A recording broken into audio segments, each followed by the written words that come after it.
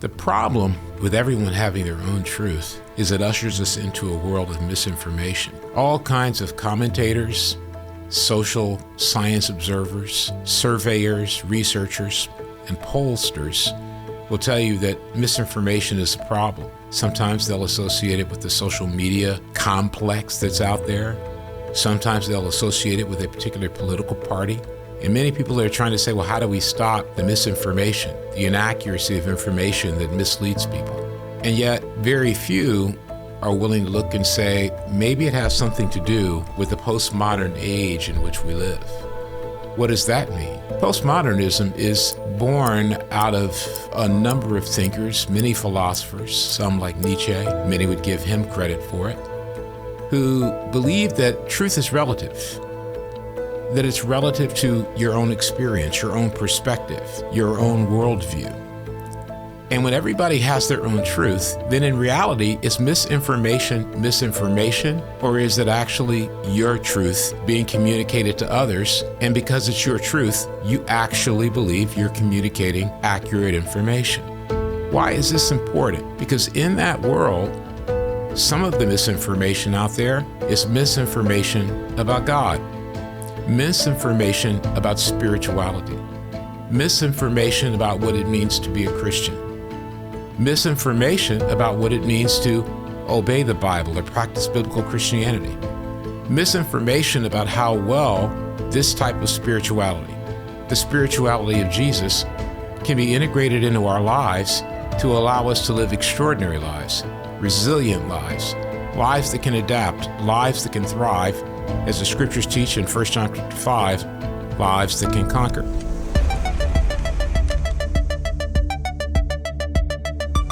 That's something that's been on my mind a great deal.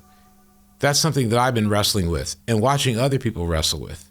The stress and tension of a society in America and around the world that doesn't know how to handle information, that doesn't know what to do with the information that's out there. Many people who are young don't know how to discern what is true and what isn't true. Again, because at the bottom of the pit, so to speak, is something we're not all talking about, which is as long as we live in a world where we think that information is relative to your own perspective, as long as we live in a world where we think that information and truth is relative, then we're going to continue on a spiral and a cycle of having everybody come up with their own perspective and say, this is absolutely the truth. That's why today I want to introduce the newsletter for Despirituality and a change we're making. You'll begin to receive, if you're subscribed, and we hope you will subscribe to the newsletter, you can go to despirituality.com and go ahead and subscribe to the newsletter, and you'll begin receiving in the next week a newsletter called The Chemistry Lab. Now that's funny and it may not make sense, but let me explain how a kitchen table and science can help us find truth and God and spirituality in a way that will clarify what truth really is, enhance and transform our lives, and be able to change the world and make it better so that we leave the world better than we found it. In Proverbs chapter 25 and verse 2, it says, God delights in concealing things. Scientists delight in discovering things. That's Proverbs chapter 2 in the Message. Now, here's the thing. A lot of people get worked up about the various translations, and if you use a translation that's not their translation, they have a problem. That gets back to what I was talking about. Everybody having their own truth. As long as we live in a world where everybody gets to have their own truth and there's no absolute truth, then we end up fighting and squabbling over things that we don't need to fight and squabble over, and generally don't make progress in life. In Proverbs chapter 25, verse 2, where it says, God delights in concealing things, scientists delight in discovering things. In other translations, in most translations, it'll use a word like king or governor or leader or ruler. Well, why does Eugene Peterson, the translator of the Message, use this language? Because in the time that the scriptures were written and throughout the history of the world, kings were often tasked with finding wisdom, making decisions, inventing and discovering, leading the nation to be able to be transformed. Think about Egypt and the pyramids and so on and so forth. And so when Eugene Peterson translates, he makes what's called a functional translation instead of a literal translation. I know a lot of you may be bored with that, but think of functional as, I took Spanish when I was in high school. Functional as, hey, let me just communicate it. It might not be pretty. It might not be exactly what you're expecting, but you understand it. Whereas literal, if you translate, say, Spanish like I did, literally, it doesn't actually make sense if you try to translate it literally and make it what it ought to be in English.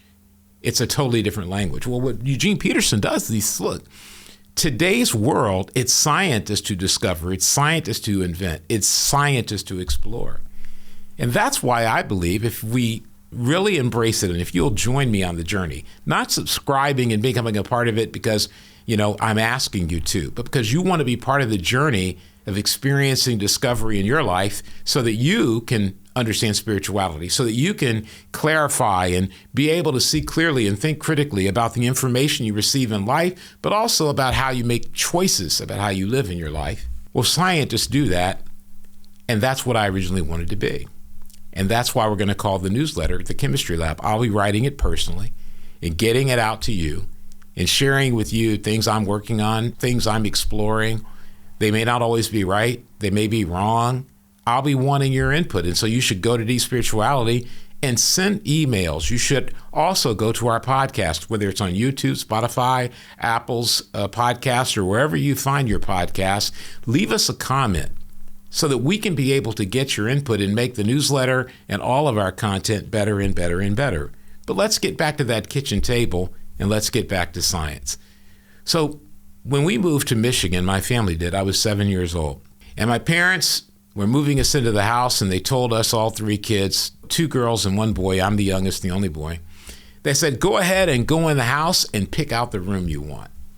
And so I ran in with my sisters, and unbeknownst to my parents, I ended up picking the biggest room, which was supposed to be their room. Now, my parents, being the unsuspecting, trusting type, decided to let me have that room. And so I got that room. Fast forward a year or so, and my parents wanted to get a new kitchen table because the kitchen table they had wasn't adequate for their purposes, even though it was a huge kitchen table.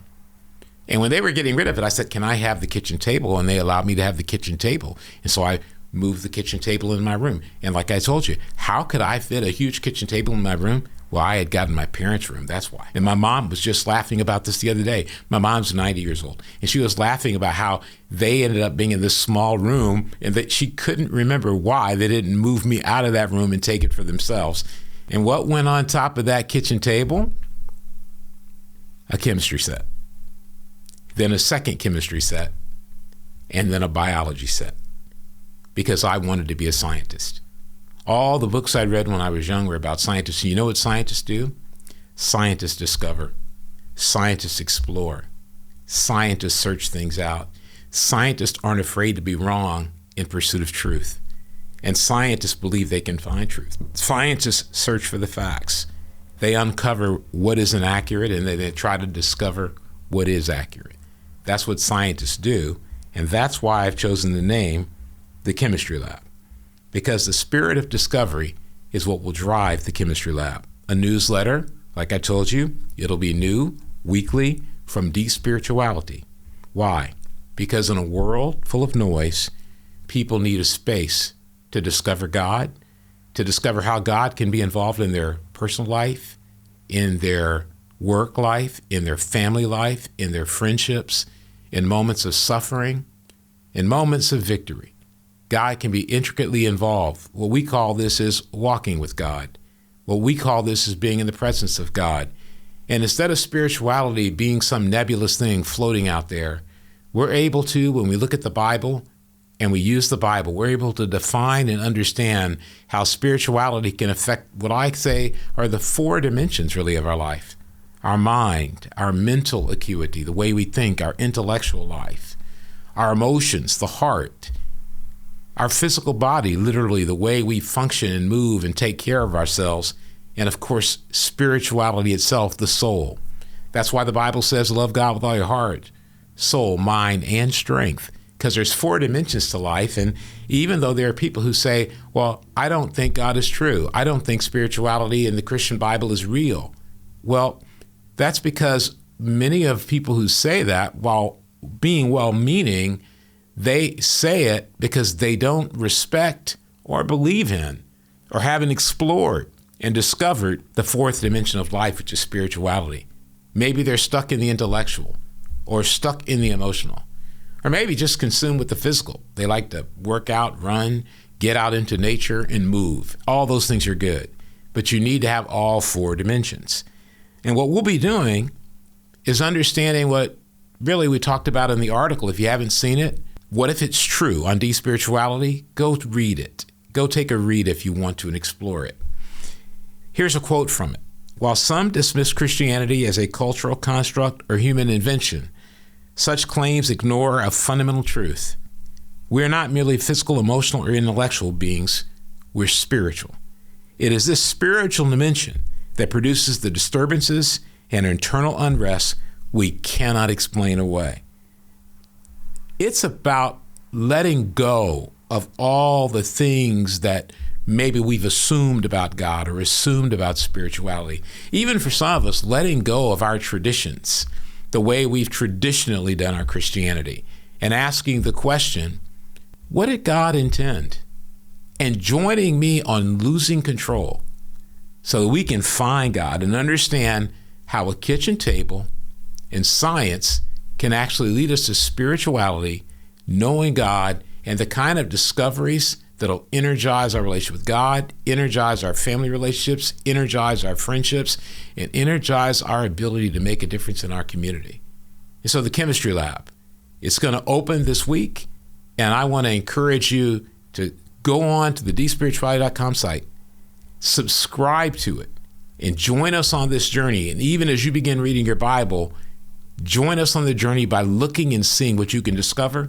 And if you want some help with that, tune in to our next episode, which is kind of a part 2 of the Chemistry Lab, where I'll have Mike Query as my guest, and he'll be talking to me about the perspective he has on relationship with God and what he wants to learn and grow in so he can deepen his relationship with God. And so he'll be bringing all of that into the lab so that we can begin to help ourselves and hopefully all of you have a more vibrant spiritual life. Thanks for listening. Don't forget to rate us, and please give us 5 stars and give us a comment, because that helps what we're doing here at Deep Spirituality reach more and more people.